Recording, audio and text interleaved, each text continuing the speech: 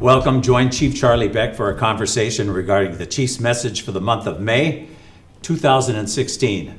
Sir, how are you? Jack, I'm good. How about you? Well, it's great. Look at, sir, here we are back at Southeast, and you yourself, you had quite a distinguished career here in this division, did you not? Well, I spent a lot of time here. I don't know how distinguished it was, but I did spend a lot of time here. I came here the day the division opened in 1978, and was a gang officer here for almost 3 years, and came back as a sergeant assigned to what was then South Bureau gangs, and then came back as a lieutenant. Came back as sergeant watch commander. Came back as a lieutenant watch commander.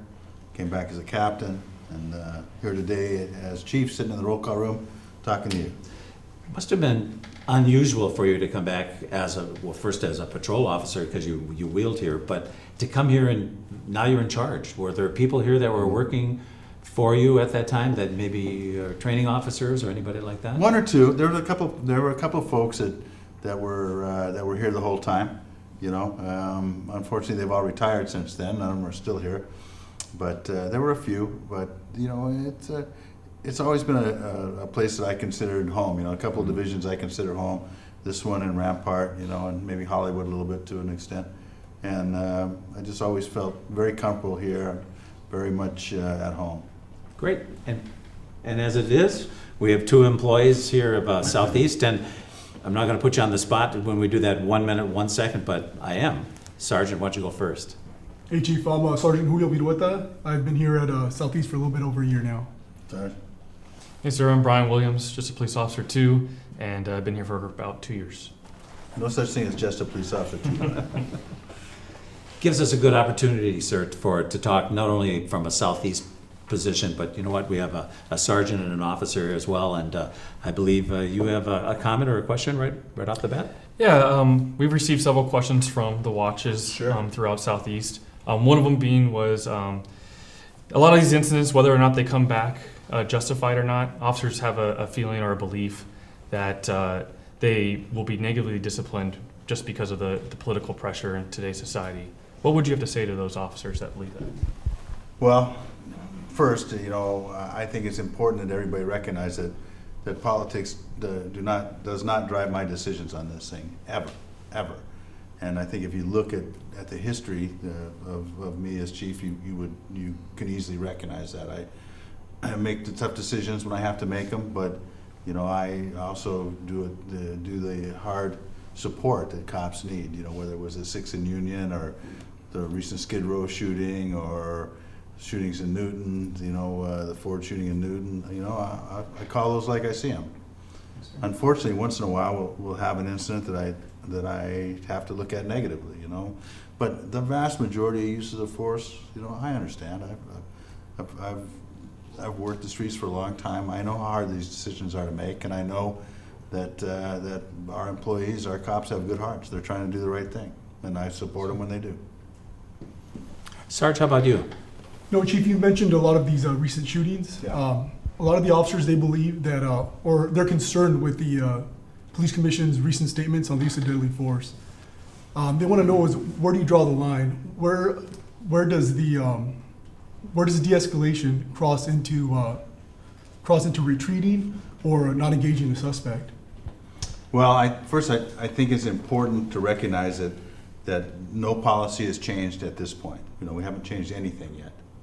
And I will not support any change in policy that puts any Los Angeles police officer at greater risk. I will not. Also, I think it's important that all the people that have interest in this come to the table and discuss any changes in policy. And that's the union, that's my use of force experts, that's people that represent me, that's the city attorney's office, that's the inspector general, and that's members of the police commission. And then, and only then, we make a change in the policy. Now, I think it is important to recognize that the number one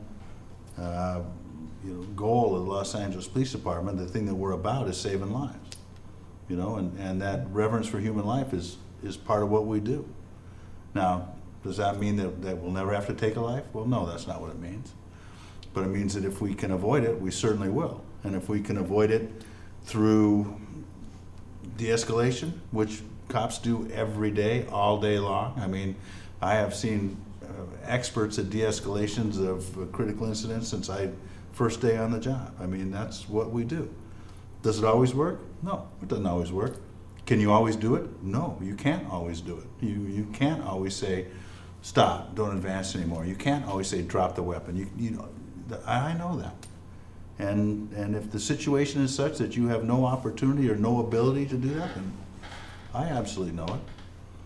And to tell you the truth, I have rarely, if ever, seen an incident where the officers didn't try to de-escalate situations.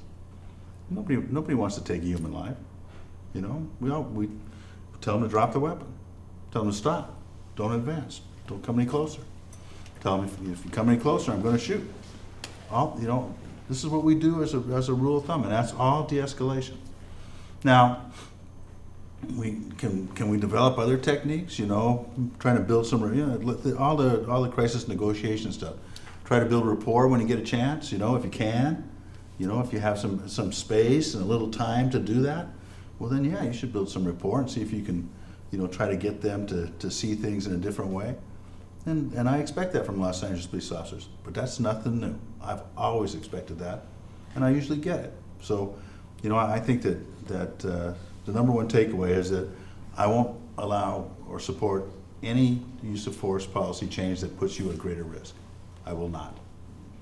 And that we'll have discussions about this, and people that represent you will be involved in that discussion. And I hope you recognize that I represent you too. You know, this is much more than just a job to me. This is much more than just the place I work and the people I work with. You know, this is my family. This is what I see as my responsibility to the people, the cops that went before me, and my responsibility to those that follow us. So, you know, I take it very seriously, and I will make sure that anything that we do makes good sense, and makes sense not only keeping the community safe, but keeping cops safe. How about the MDC question? Who's going to ask that? Oh, in the recent last couple DPs or so, we've noticed an issue with the wireless Sure. connectivity of the MDCs. Is there a plan for the department to fix that issue? Well, okay, now, this is a very dangerous question, because you're delving into things that the chief doesn't know a lot about, but that he has been told a lot about. So I will tell you what I know, and then we'll see how that works out. So the systems that we have now is a 3G system. So the carrier has recently upgraded to 4G, so they don't quite talk to each other the right way, and so we have disconnections all the time. So we are upgrading our service to 4G, and that should happen in the very near future. And to do that, they have to replace all the air cards, and they'll do that. And so that will be the first step in fixing it. And then the second step will be the change to an all-modem system that doesn't require the air card service. So we know about it. We're working on it. We have a solution in hand. You know, hopefully 6 months from now, when you see me again, you won't have to ask the same question. But we're very aware of it. You know, it's something that the department is working on, that according to what I've understood, we have a solution for. And I know how frustrating that can be. You know, it's as frustrated as you get with the system. You know, I was around when the system first went online, and this was the great-great-grandfather of the system you have now. And, you know, we had huge issues with it, huge issues. Not only issues with the system, but also issues with all of us, and I say us, I mean the cops, the employees, because we really didn't understand how to use it. And so the positive thing now is that all of you are very tech savvy. All of you, the system can't keep up with you. So this is a much easier fix than 30 years ago when we first crossed this bridge. So, you know, I know we'll get it fixed. I know we'll get you a system that you can use. And, you know, my goal, of course, is that eventually we buy vehicles where there is no outside laptop. That the laptops are the screens in dash are all that you use, And those will all be supported by a modem in the trunk or in the back, and that should make a big difference too. So, that's kind of where that's the longer term goal. And actually, you're seeing some of those cars in the field now. I don't know if Southeast has got any We yet. have a but- couple SUVs that have Yeah. in dash. Yeah, and I'm looking, I met with Ford representatives the other day, and, I told them, hey, I want the big screen, not, I like the screen you got, but I want that big 17-inch screen like in the Tesla, that's what I want, and that kind of thing could support, all of the technology that we want to put in those cars, because I recognize you live in those cars, and that, I don't want to inhibit your ability to do your job with the equipment I give you. I want to make it easier to do your job with the equipment I give you. That's my goal. Great. But thank you, gentlemen. Thanks, Chief. No, thank you, Jack, and hopefully we will do this again in Yes, sir. another division with a couple of more fine representatives of the Los Angeles Police Department like these two. Sounds great. Thanks. Thank you. sir. Thank you, sir. Take care of each other. Be safe. Do the best you can do and do the right thing.